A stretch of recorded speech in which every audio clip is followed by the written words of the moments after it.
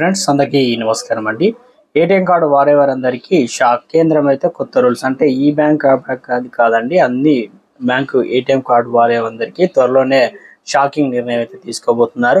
ఆ వివరాలు అనేది వీడియో రూపంలో చూద్దామండి. ఇంకా ఎవరైనా లైక్ చేయకపోతే లైక్ చేయండి, వీడియోను పూర్తిగా చూడండి. ఇక లేట్ చేయకుండా వివరాలు కనుక వచ్చినట్లయితే, బ్యాంకుల్లో ఉన్న నగదు చేతుల్లోకి రావాలంటే ఇమీడియట్గా ఏటీఎం ఉండాల్సిందే కదా. లేదంటే గంటల తరబడి బ్యాంకులో నిలబడి విత్డ్రా చేసుకోవాలి. ఏటీఎం కార్డు జారీ చేసే బ్యాంకులు కొన్ని ఏటీఎం లావాదేవీలను మాత్రమే ఉచితంగా అనుమతిస్తుంది.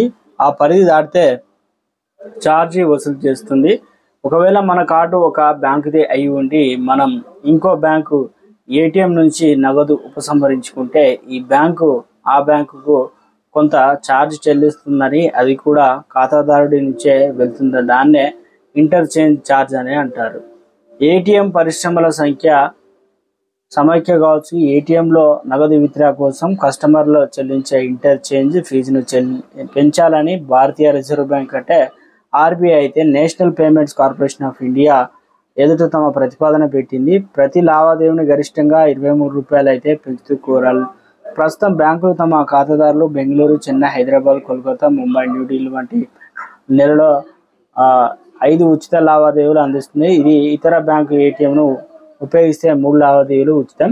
ఇంకా ఏటీఎం తయారీ సంస్థ ఎన్జీ ట్రాన్సాక్షన్లు ఎగ్జిక్యూటివ్ డైరెక్టర్ స్లాట్నీ జాన్స్ మాట్లాడుతూ 2 ఏళ్ల క్రితం ఇంటర్చేంజ్ రేటు పెంచారు, ఇప్పుడు కూడా పెంచాలని తాము ఆర్బీఐతో సంప్రదింపులు జరుపుతున్నామని చెప్పారు.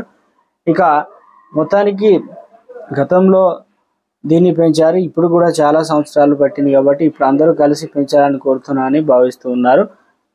2021 నుంచి ఇప్పటి వరకు పెరుగుతూ వచ్చేసింది కాబట్టి ప్రస్తుతానికి కూడా ఇక మరో ఏటీఎం తయారీ ఇంటర్చేంజ్ రేట్ను పెంచేందుకు భారీ లాబింగ్ జరిగింది.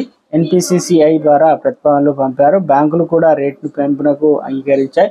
ఇందులో కొంత ఏటీఎం తయారీదారులకు వెళ్తుంది. ఇంటర్చేంజ్ ఫీజు పెరుగుదల అనేది ఎన్పిసిఐ పరిధిలో అయితే ఉంటుంది. రేటు వారే నిర్ణయిస్తారు.